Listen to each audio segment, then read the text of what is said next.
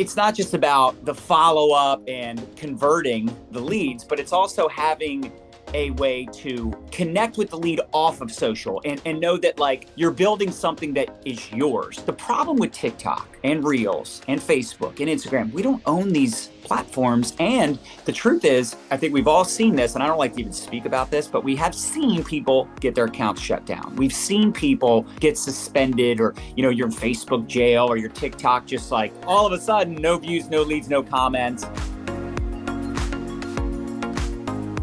How many of us do not open our emails like at all, right? How many of us is just like, you have so many unread emails. Now I will say I'm actually pretty good with my emails, and I do like unsubscribe every day from email lists just to have like as few emails coming in as possible. But I'm kind of a freak, and I don't think most people do that. But text messages, how many of us, it's like you get a text message, you start tweaking a little bit if like you don't respond to it within a short period of time. I think it's like the average text message, or like 90% of text messages are opened within like 99. Even crazier. Within like 15 it's not even minutes. 15 minutes, it's 1 to 5 minutes. Yeah, it's hard to ignore them. Carrie Augustine, I'm so excited to have you here, and really excited for you to just talk about like some of the strategies and tactics that you've been teaching and helping with, you know, not just yourself, but your students, your clients, etc. But then even before that, if you could just start off with like a little bit of your like backstory and how you got into like mastering this Project Broadcast, text list system. Yeah, for sure. And thank you so much for having me on. And listening to John start, my mind was like racing because I was like, yeah, everything he's saying is so true. So before we get into it, my name's Carrie. I was a teacher, y'all, for 10 years. And I guess that's kind of what got me into teaching others how to do text, because it kind of molded the two together. But I got started in network marketing, I guess like 6 years ago.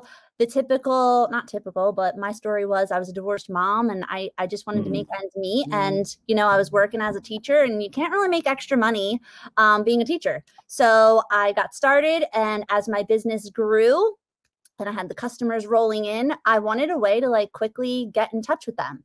And that was where I found Project Broadcast. You know, I had hundreds of customers.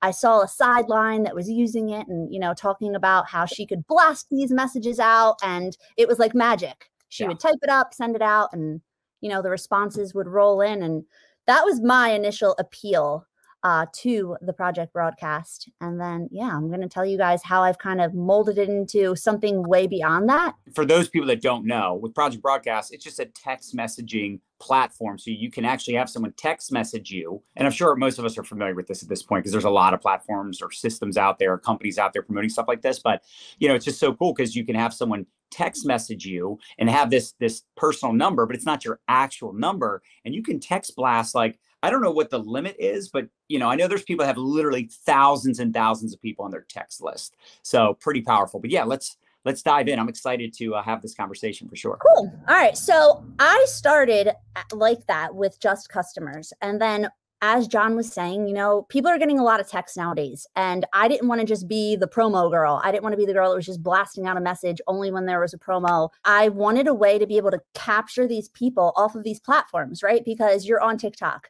you're on Instagram, you're on Facebook. And if you guys want to drop in the comments, are you on all the platforms or are you predominantly on one? So I was just like losing people through the cracks left and right, and realizing that text has a 99% open rate, y'all.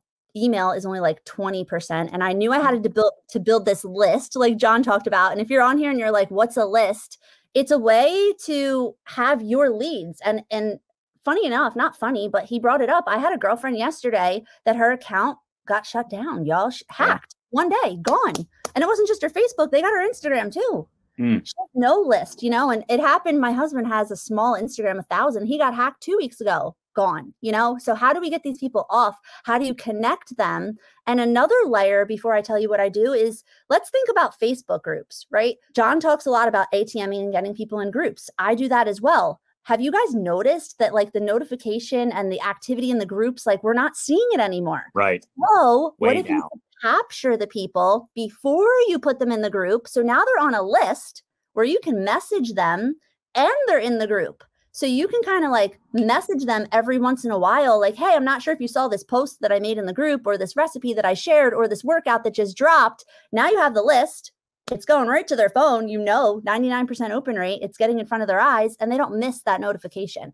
Like if you have like 3 customers, you have a small following, you're just getting started, okay, maybe you don't need it. But at some point, your mindset is I'm going to have hundreds of customers. I'm going to have thousands of leads. So I love that you mentioned that. So true. And I like that John just said that. We're going to go back and forth here. I like that he just said that, because some people ask me, what if I don't have any customers yet? Is this for me? I'm going to be honest. It kind of is. Why? Because you're going to start getting your text number out there. Here's the thing with texting, you have to train your audience how you want them to get in touch with you. So someone with no customers, if you're on your stories or on your reels or on your TikToks or whatever on a daily basis, like, hey, do you want information on this? Text this word. Do you want information on that? Text this word. Do you want to get on my VIP list? Do you want my promo list? Do you want to save $20? Like maybe you don't have a customer yet, but you're getting them on the list. Yep. So now you can build the relationship. And that's what I teach people how to do. Like we're not just spamming them. We're not just saying, buy this, buy this. We're building a relationship, like get to know them, but you have the lead. You don't have a paper that you're writing their name down. You don't have like a Google form that you're like, I was frazzled with leads all over. I had them on Post-it notes. I had them in notebooks, and yeah. I love that. Yeah. You want to, I think a lot of times people get caught up in I want to build my brand. What's my niche? And it's like, forget about building a brand. Stop building a brand, start building connection and community. And that's really what it's all about. So I love that you said that. So good. So true. Yeah. So I, in essence, teach people how to do that, how to get out there and drive people to it could be product, it could be business, or it could be value. Yeah. So on your stories and on your content, you're driving your leads to something, you're collecting their information, and then you're giving them something back. So you're collecting their phone number. And that's the thing. People, I used to think this too. I was like, how am I going to ask people for their phone number? Like, am I supposed to text or message John Melton in the DMs like, hey, can I have your phone number to put you on my list? Yeah. No, I'm going to message him, hey, shoot me a text with the word VIP and you're going to be on my VIP list. Then the app pops up on my phone that I just got someone, I don't know his name. And that's the other thing that people ask me, do you have to save everyone's names? No, not really. Not until they become a customer. Because you can still message them without having their name. And I mean, at that point, then we figure it out moving forward. But it's just about building the list so that you're able to, when you have a promo come up, when you have a sale come up, when you want to share some information, you can quickly, you guys, it takes 5 minutes for me to type a message to send out to like 4,000 people. When I have like an event, I'm sure we all have opportunity events. I can quickly blast out a message to all the people that I've ever talked to about the opportunity. I can send them like a reminder message. The opportunity starts in 15 minutes. Here's the link to the Zoom.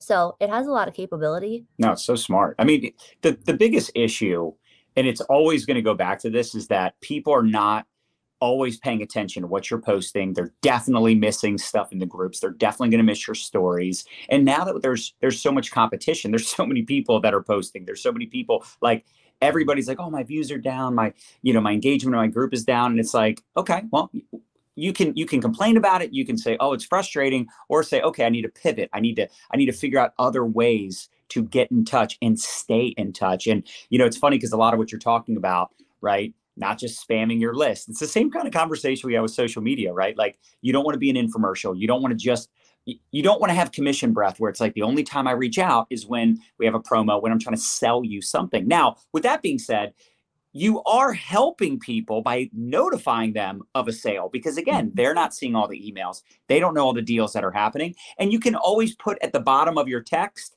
hey, click stop or reply with stop if you don't want me to send you these messages anymore. So you're giving them options if they want to opt out. You're not just like, once you got them on the list, you're going to message them forever. But it's like Carrie keeps saying, it's like you want to like ask questions, build a relationship. Like, and Shannon talked about this yesterday in our training. Like if someone asks a question, she's responding to them. She's not just sending out messages. She's actually like responding proactively to the people that are shooting her questions or, they're sharing their results or, whatever it is. So I think that's really important because you want people to feel like they're getting a text message from you as an individual message and not that they're just on some text blast. Like they might know they are, but it needs to feel personal. So I love that. And I would like to ask you, Carrie, like how often are you text messaging your leads? Like how are you segmenting your lists? Like, how are you doing all of that? So I personally would say I tap on my people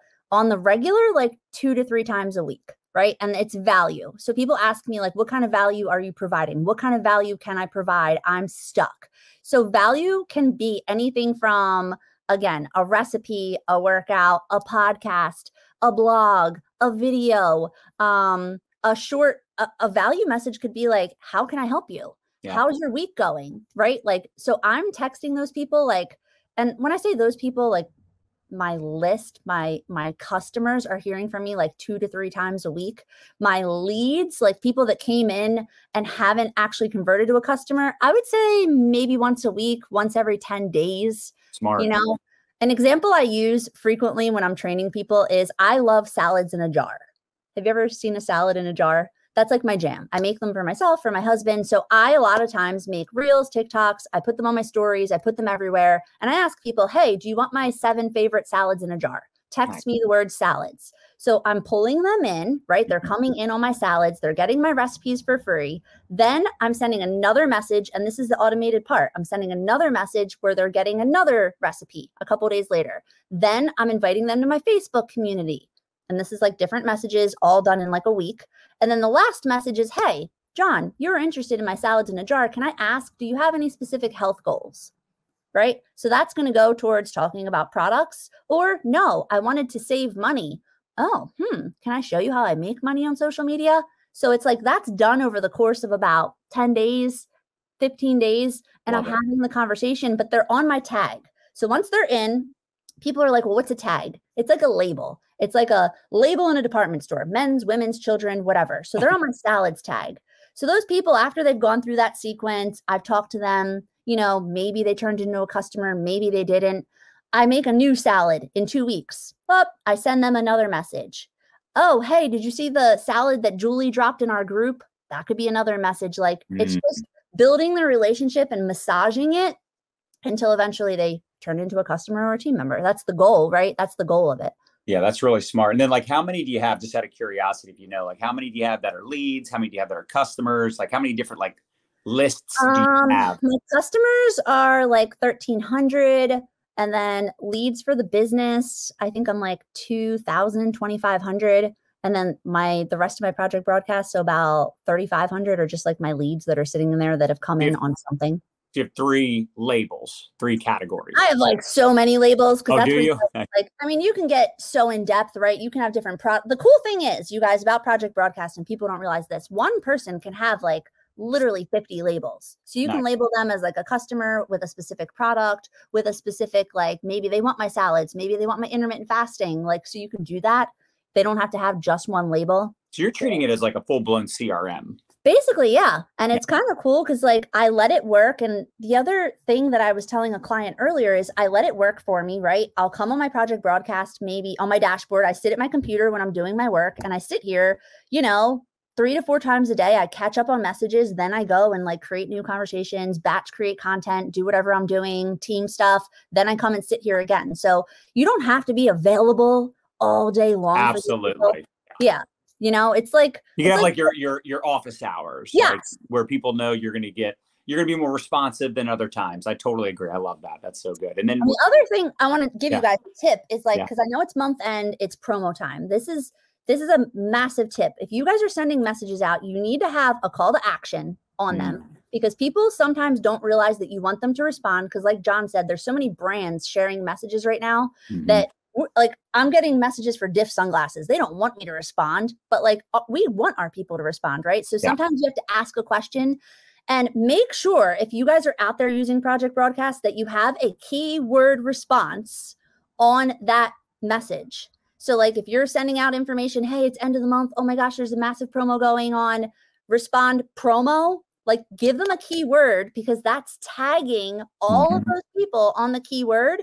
So when those people respond to me with that tag, once my end of the month promo starts, I'm hitting that tag up a lot for the end of the month. Like I'm hitting them up to let them know that the promo is now going. Did you grab your order? Oh my gosh, it ends today, because they've raised their hand, you guys. They've raised their hand that they want to know. And I treat them the way my brain works. I'm a busy mom. I'm a busy mompreneur. I look at stuff, I forget all the time. If somebody said, hey, get these black leggings before they sell out, they're going to be gone for 6 months, and I forgot, I would actually be mad that they didn't remind me. So I treat it that way. Like, these people raised their hand. Exactly. You know? Yeah, you're helping them. It's almost like an obligation, a responsibility. And, you know, at the end of the day, again, if they don't want, they just respond with the word stop and they're removed. That's it. So my final question is, do you have a lot of like VA help, or are you mostly the one sending, responding, all the things? That is a good question. So I do have like a VA that'll help me to like update all my current customers and stuff, and like put those in just because it's something off my plate. And if you guys are using Project Broadcast, you guys could totally do the same. It's very cost effective. But I do most of my messaging myself, as far as like coming up with the messages and planning them out and all that. And I build landing pages. Very cool. One thing I will add too, and this is important to know, if you guys are out there using Project Broadcast and you're like, but nobody's responding and it's crickets, keep your head up, because here's the deal. If they're not responding, stop. They're still there. They're still watching. I've had people that I've sent messages to 12 times over 6 months, crickets. And then all of a sudden, on the 13th time, they responded. And like, guess what? If that was in Messenger, y'all, how quickly would you have given up? Most people would give up after 4 messages. They'd be like, dude, they're ghosting me. Like, I'm done, you know? Right. So that's kind of the beauty of it. They're seeing it. They're there. And I've had people... This is the other thing. If they do respond stop, you can archive them, but they're still in there. I've had people that have responded stop, and then 3 months later, they send me a message. I'm like, okay, I guess you're back, you know? Yeah.